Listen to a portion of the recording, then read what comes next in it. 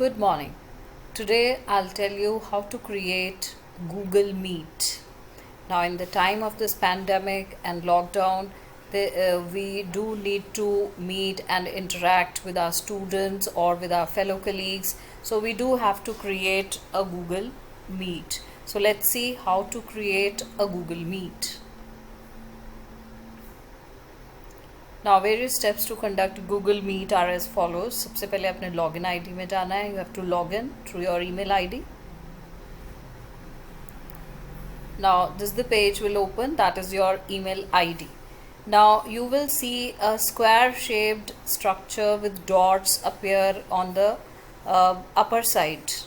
Okay, so you have to click that. So you click this button, click here, which is a dotted square shaped structure.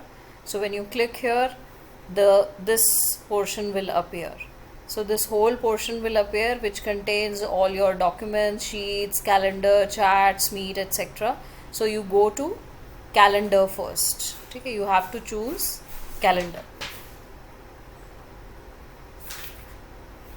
Now once you choose calendar, this page will appear. Now in this page you can see create a calendar and all these timings and all. So you have to select the date as well as the timings on that particular day. You have to create your Google Meet. Now you click create. Now after you click create and select a particular date and timing, this square box will appear. Here you can add your title, you can select the date, you can change the timings, and you will add guests here through their email IDs.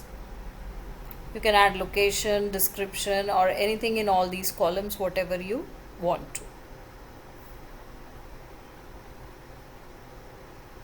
After that, you will give title, you will select date, you will select time, and if you click on join with Google Meet, you will get a link here.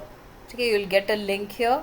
So this link you can copy and you can share with your friends, colleagues, or students, whoever you are planning to meet on Google Meet.